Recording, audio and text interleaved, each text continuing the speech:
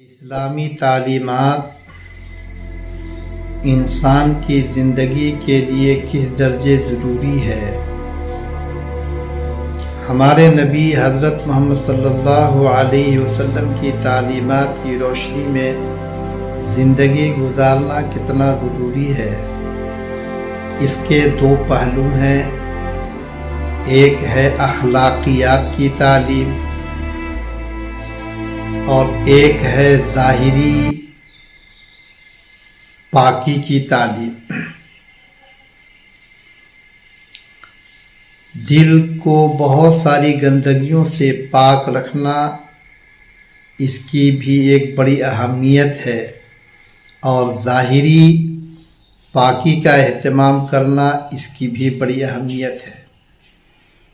دل کی پاکی میں بہت ساری چیزیں ہیں جو یکے بعد دیگرے آئیں گی، اور ظاہری پاکی میں کپڑے کا پاک ہونا، جسم کا پاک ہونا، مکان کا پاک ہونا، جس مکان میں آدمی رہتا ہے اس کا پاک ہونا، یہ ساری چیزیں ہیں جو ایک کے بعد ایک انشاءاللہ تذکرے میں آئیں گی۔ دل کی پاکی گندے صفات سے، گندے اخلاق سے، گندے کردار سے دل کا پاک ہونا، یہ دل کی پاکی ہے، اس کی بڑی اہمیت ہے۔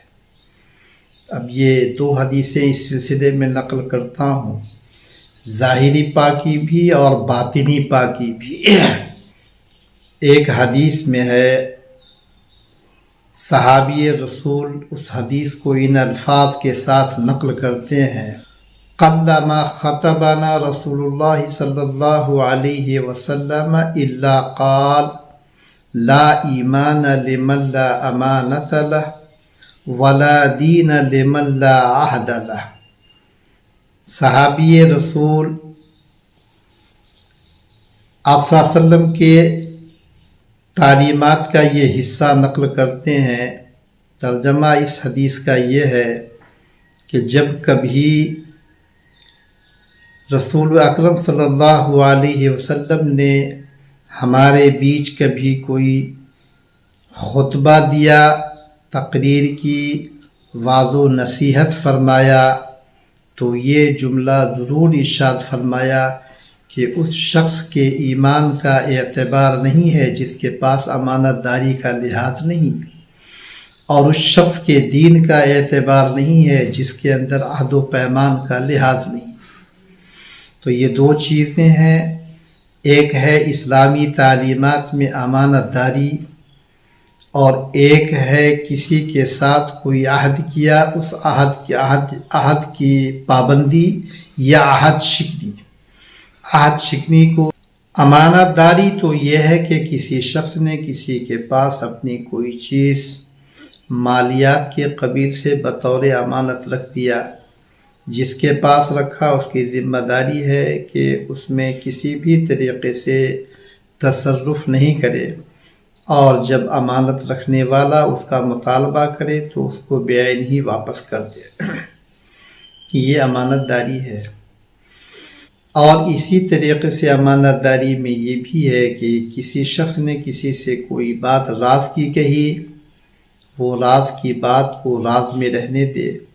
اور اس راز کی بات کو کسی کے سامنے ظاہر نہ کرے۔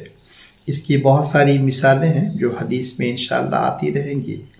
اور عہد و پیمان یہ ہے کہ کسی شخص نے کسی معاملے پر آپس میں ایک دوسرے کے ساتھ عہد و پیمان کیا کہ ہم یوں کریں گے تم یوں کرنا، اس کی بھی مثالیں آئیں گی۔ اب اس کو عہد و پیمان کر لیا، اور جب موقع آئے تو اس کا پورا لحاظ کرنا، عہد کے خلاف ورزی کرنے کو دین کے خلاف قرار دیا گیا۔ اس طرح کی بے شمار حدیثیں ہیں جس کی بنیاد پر کسی زمانے میں مسلمانوں کا کردار ہی یہ سمجھا جاتا تھا کہ یہ مسلمان ہوگا تو امانت دار ہوگا،